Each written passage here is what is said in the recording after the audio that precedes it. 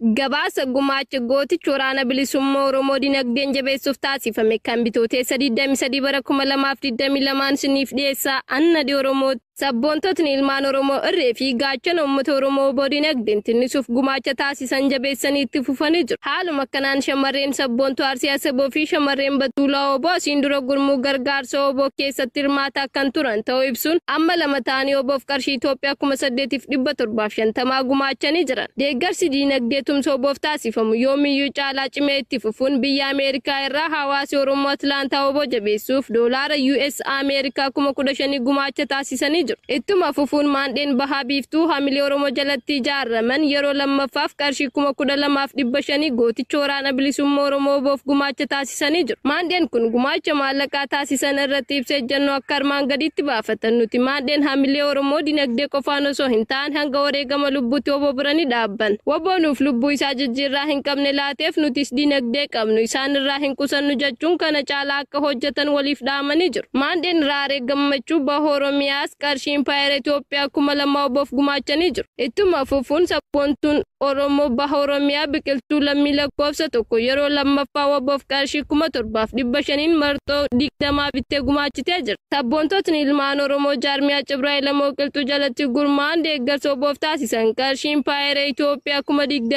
23,450 galii taasisanii jiru. Haaluma kanaan maandheen kun hanga bilisummaatti deeggarsa Oboof taasisan cimsanii akka itti fufan dhaamatanii jiran. Kana malees maandheen bakkalcha Fugug marsa lammaffaaf deeggarsa Oboof taasisan qarshii Impaayera Itoophiyaa 4,000 galii taasisanii jiru. Maandheen Ilamoo Qilxuu lakkoofsa 7 godina Harargee lixaa irraa qarshii 12,000 Oboof gumaachanii jiru. Maandheen gareen Finfinneen kan Oromooti Oromummaan dhiiga kooti jedhu kan Dr. Saamaaniin durfamu gargaarsa Oboof taasisan cimsanii itti fufuun asiin dura marsa tokkoffaaf qarshii 1,100 1,900 marsa lammaffaaf 2,250 gumaachanii turan. Marsa sadaffaaf 2,223,345 walitti qabuun waraana bilisummaa Oromoo qaqqabsiisanii jiru. Gareen Finfinneen kan Oromooti Oromummaan dhiiga kooti jedhu kan Dr. Saamaaniin durfamu kun gara fuula duraattis hanga bilisummaaf walabummaan Oromoo mirkanaa'ee abbaan biyyummaa keenya mirkaneeffannutti deeggarsa Oboof taasisan cimsanii kan itti fufan ta'uu itti gaafatamaan garee kanaa Dr. Saam beeksisanii jiru. Tumsi ilmaan Oromoo biyya Jarman naannoo Hessen magaalaa Firaankfaartii fi naannoo ishee jiraatan Oboof taasisan kan kanaan dura qarshii 45,200 jedhamee ture 450,200 akka ta'e beeksisuun dogongora gabaasa irratti nu mudateef nu of kolchaa jiran. Tumsi kun hanga sirna nama nyaataan Oromiyaa keessaa badutti deeggarsa itti fufiinsaan yeroo yerootti ni taasisna jedhanii jiru. Walumaa galatti sabboontotni ilmaan Oromoo kunneen gara fuula duraattis tumsi Oboof taasisan hanga bilisummaa fi walabummaa ta'uu waadaa galuu isaanii gabaasa ajajaa olaanaan dhaabaa Oboo irratti biyyoolessa Oromiyaa qaqqabsiisaniin beekuun danda'amee jira. Nutis galanni keessan bilisummaa haa ta'u ittiin jenna horaa bulaa deebanaa injifannoon uummata Oromootiif.